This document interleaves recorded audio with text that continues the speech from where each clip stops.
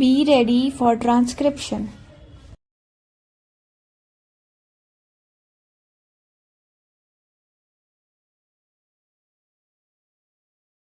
Sir, several questions raised regarding the Defense Ministry and the External Affairs and Irrigation Ministries have been clarified by my colleagues from those ministries. My task, therefore, has been simplified to that extent before I go to the question financial and economic raised by several honorable members. I should like to clarify one or two points which are more administrative than economic or financial. One of them was raised by my honorable friend. He raised the question about the recruitment by the assistant superintendent, departmental competitive examination, and particularly about the examination held in 1960. He said that about rupees 6 lakhs were spent for the 1960 examination and later it was declared that no vacancies were available.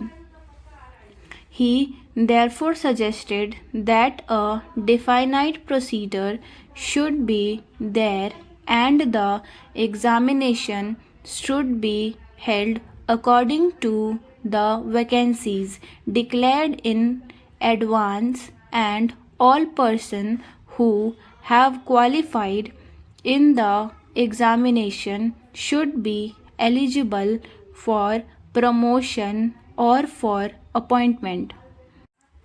Sir, I do not know whether the honorable member knows how these vacancies are filled. He probably refers to the section officers grade in the Central Secretariat Service.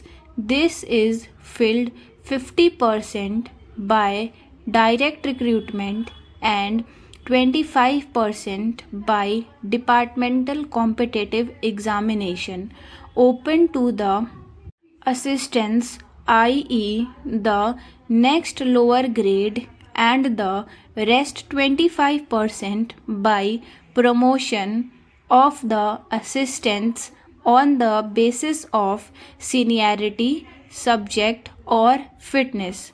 The examination, therefore, that he was referring to was a departmental competitive examination for filling 25% of the vacancies. It takes about 1 year for the Union Public Service Commission to declare the result of the examination from the time they take up the question of the examination.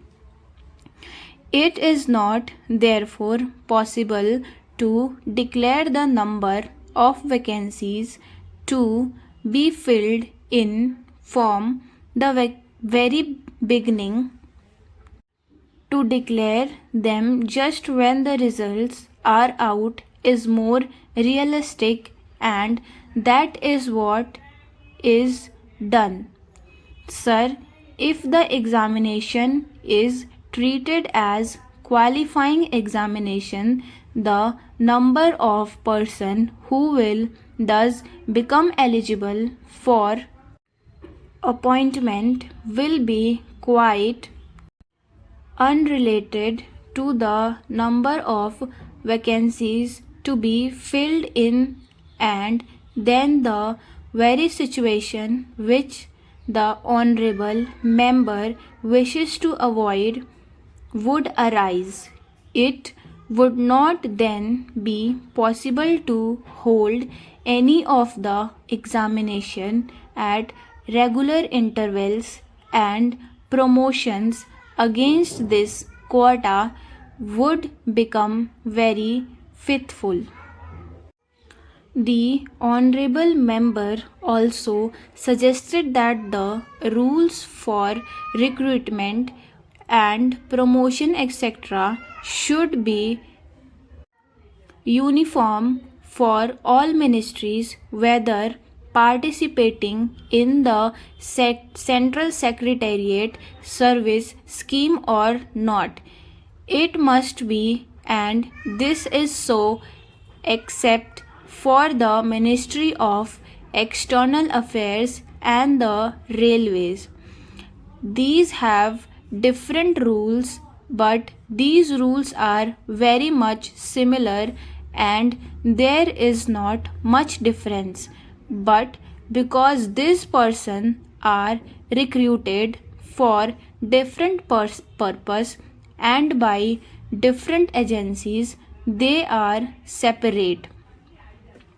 Therefore, his purpose in saying that there should be uniformity is almost carried out. The only difference is that the Ministry of Home Affairs does not control the service in these two ministries. Then, sir, questions were raised about backward areas and the backward states and also about the cities of Calcutta.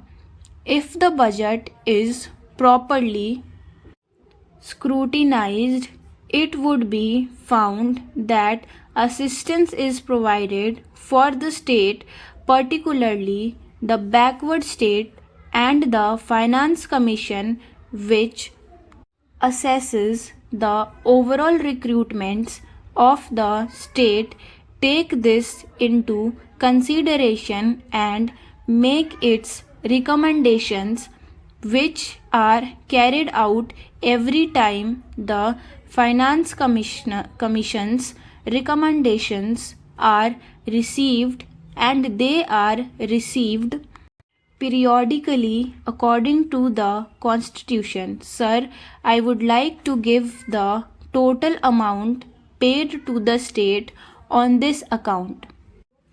The main objective of planning is to create conditions in which living standards are raised in a sufficiently responsible level and all citizens are given full and equal opportunity for growth and service.